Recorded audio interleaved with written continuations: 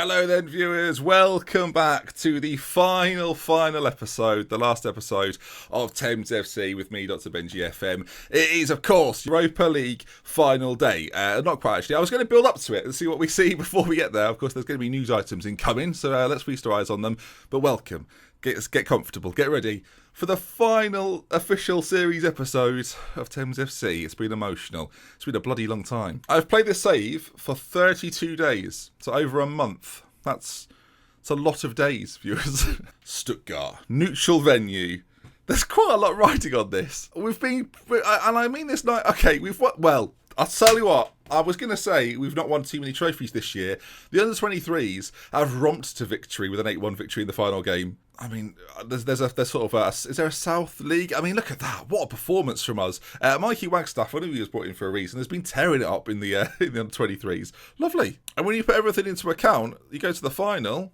We won it 2-0. Reading got destroyed. Further played, which, considering he's injured, is a bit curious. We really wanted to win that, apparently. Well, add that to I mean, I'm not even the manager of the under-20. I don't actually get. No, that's nothing to do with me. I mean, I bought the players that play that. Whatever. I really hope somewhere in an alternate universe, my under-23s manager has been doing a save as well that I've just not been a part of. I feel like we're travelling to the stadium here. The build-up, as I hit continue every time. Lazaro off to Swansea. I mean, the Lazaro fan club will not appreciate that. Although they probably want to see him play matches. So they probably do. Well, yeah, I'll take that back. All right, there's the press conference. We'll do it. In all of their history, Thames have never won the Euro Cup. It's fair. It's a massive challenge for you to win it, isn't it? I mean, it's a monumental challenge. We're aware of it. It is a big challenge. No Dorfer. I'm going to say it's disappointing, but we'll get by without him. This game is one of the very biggest, and all the Thames fans will be watching with high expectations. Is that making you anxious at all? Far from it. Business as usual, as far as I'm concerned. I'm on edge over here. Will we see any changes? I'm not going to discuss my tactical approach. Winning the Europa Cup will undoubtedly be the pinnacle of Thames's campaign. Oh dear. Just how badly have you played this year? No, sorry. How badly do you and the team want it? We're not satisfied with just getting to the final. Our job isn't complete until we've won it, and we're all desperate to make that happen. A number of people would agree the 4-1 win over CSK Moscow was the highlight. No, it was the 3-1 win. I'm not going to argue with you. I've always thought it was good. Yeah, it was. Yeah, well done. Can you reveal how you'll be instructing the Thames boys to play? That'd be stupid. No. Many pundits are suggesting that Stuttgart's Fabian Bedmar could well be the deciding factor in the final. He's a top player, wouldn't you agree? Well, let me judge that. No, wouldn't agree. Not his biggest fan. We'll leave it at that. Where do I think their main threat lies? I like Gregory Fisher as a name, so I'll say him. It's definitely not him. Let's say him. Gregory Fisher, I think, is the danger man. That'll baffle people. To be honest, it's not so much about him being good, but as the rest of the squad not being up to his standard. He's the best of a bad bunch. Love that. Slagging him off immediately. Stuttgart will have to cope without Sostik. Yeah, I mean, that'll be difficult. They've got an excellent squad, they'll be fine. I mean, I've just contradicted myself massively there.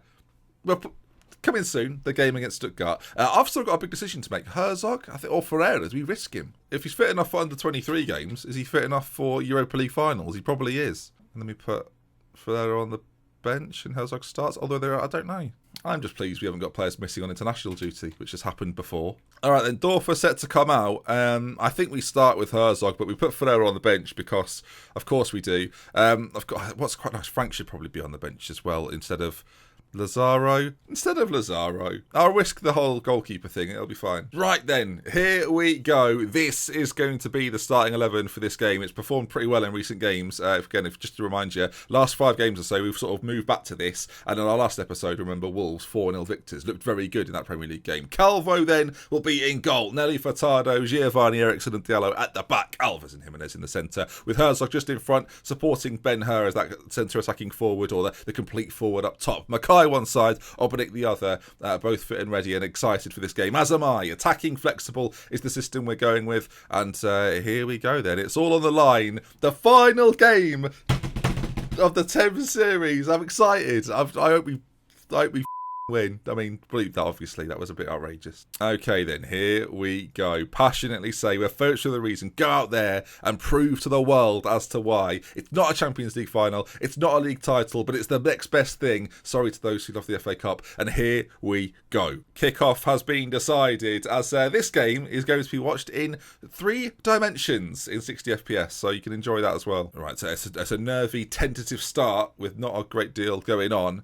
but a throw-in. Let's turn down down the speed of these just a touch, shall we, so we can get fully immersed in the game as Obranick finds the ball forward. Herzog is there already. If you can pull it back for Ben-Hur, it'll be the perfect start. It is Ben-Hur! He makes it 1-0 in the Europa League final on the 10-minute mark. Herzog, there was question marks over who would play today. He got the nod, and Herzog's nod nodded it to Ben-Hur, who put it in. I don't know what I've done. I've ruined what was a lovely moment. Obranick, though, on that right-hand side, finds the ball down the line, the perfect ball that it was, and Herzog, composure in the area, beats his man, plays it across to Ben-Hur, who's never going to miss from 3 or 4 yards out, and Thames take a 1-0 lead. It's in Istanbul as well, which is potentially dangerous based on former things to do with my team, or the team that I support, as Herzog, lovely little turn from him, headed away by Adu though, and now Obranick, if he can beat his man and get a delivery in, it could be dangerous. 15 minutes nearly on the clock as Obranick's cross comes in, the keeper comes and claims well.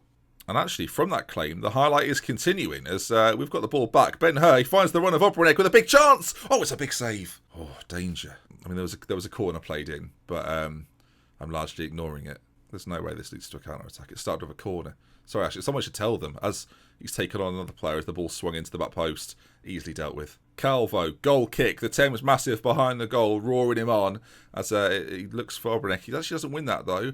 And Stuttgart, look, they've got to the final here. We shouldn't treat them like idiots, although I sort of have done in the press conference and the start of this game. The ball's put in towards the back post. It goes way beyond everyone. Lopez will gather first, though. Good touch from him, and he plays it into the area. Good tackle from Alves, though, and Nelly Furtado clears, and Ben-Hur is there, and he's got a lot of work to do, but there's men supporting him behind as he finds Mackay on that left-hand side. Players trying to get into the area as quick as possible. Mackay skips past 2. Herzog, referee, penalty! It is! It's a penalty kick! It didn't seem like it should be at all. We saw it live.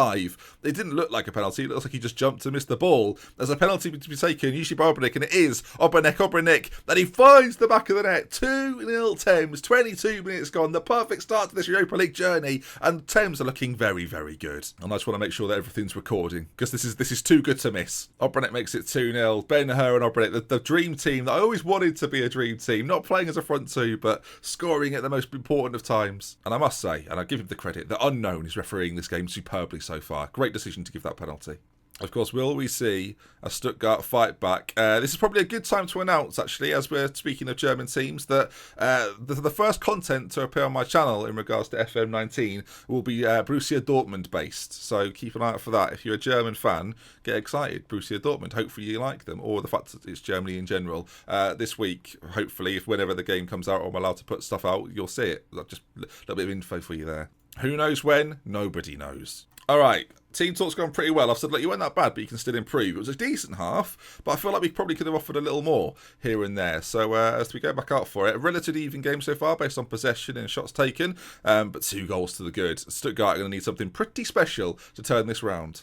And my God, if they do it, I don't know if we're even going to do FM19 content, so keep an eye out. Almost an hour gone, and the highlights are few and far between, as actually there's a corner to Stuttgart, played in, headed down, Mackay just about gets it away, and can we counter from this position? Ben-Hur looks down the line, and he finds Herzog, who's got pace and ability to get past his man, but instead gives it to their very pacey Mackay. They can't quite keep up with him. The ball into the middle isn't his best work, but will there be another chance for us if we can get this off them? The ball played forward, it's not exactly accurate, and Herzog, just the ball runs away from him. Again, another chance maybe for Stuttgart then as the ball goes down the line, but that should surely be dealt with by Eriksson.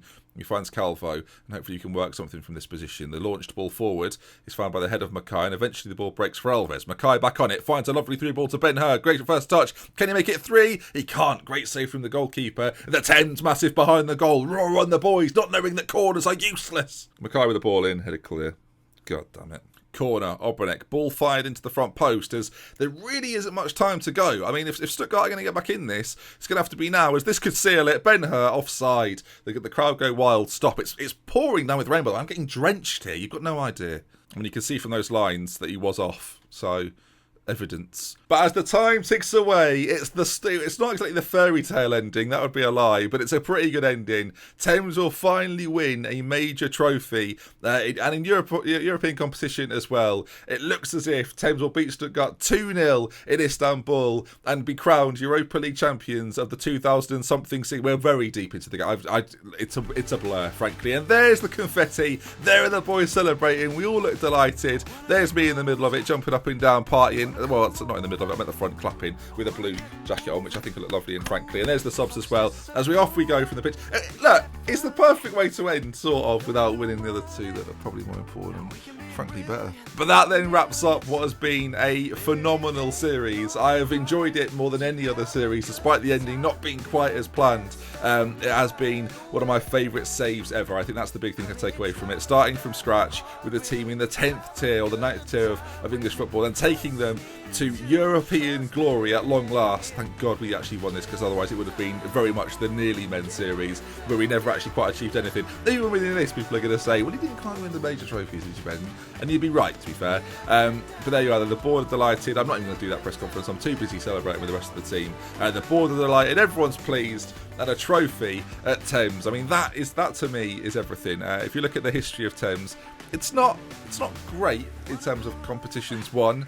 That's the history. Basically, the words that come up on that the most are runner-up, which is not great. Although 2 trophies this season, so that's something to be proud of, and a 3rd place finish in the Premier League as well. It's not a bad year, all in all. At least we won the Championship. I mean, yeah, got that medal at home stored away. But that is going to wrap up then this fantastic series. Let me know favourite player of the series, favourite moment, favourite episode. Let me know all you need to let me know, and that's going to wrap things up. If there's any more news at the very end of this, let's focus on some awards then before we wrap this up, as the end of season awards come through. Ben Hur, 74% of the vote. That's an awful lot, it's fair to say. Fernando with goal of the season. Signing of the season was Nelly Furtado, Renato Furtado from Benfica, which isn't too bad at all, as we're actually going to get the best 11 here. I hope we are. Oh, the best 11. Best overall 11 ever. So that is the inducted best 11. I potentially might go through that and tell you what my favourite 11 was. But what's really nice about this, actually, is the likes of the fact that Fitzpatrick is in goal, Ike at right back, Murray and Edmund, the centre-back duo. Pierre is the overall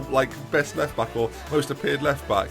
Jimenez and Stevie Foster in the centre. It just makes sense. Liam Danan behind Ben Hur. Alton one side, Pat Rogers the other. I agree with pretty much all of it. I was going to do a video outlining my favourite 11, but that is up there. Christy Clark-Slocum, maybe instead of... I don't know how I would do this. There's too many strikers, essentially. But Christy Clark-Slocum deserves a nod, as do some of the other boys on the bench. Brett Squires, Owusu, Jack Hallahan, Cameron Campbell, Corey Heath, Sam Reed, who was a big part of the team as well. Yeah, it's pretty special. It's really nice that that's the 11. I think that's a pretty good overall 11, all in all. And that is probably the perfect way to end. If you've enjoyed the series, do drop a like on it. It's been a major part of my life. Hopefully it's been a major part of yours as well, and you're looking forward to whatever we do next. Obviously, keep an eye out for that. Football Manager 2019 is just around the corner, and we love with care. From me, until the next time. It makes me sad to say this for the final time, but Dr. Benji, Thames manager, is done, and I'll see you again soon. We love with care. From me, until the next time. Goodbye, viewers. Unbelievable. What a series! What a series! This is always the weirdest part of any series. I'd usually cut here, but yeah, it's weirdly emotional ending a series. So weird. It's just dots on a screen, right? It's just a spreadsheet. But it's been 10 months of my life. Mad. Mad.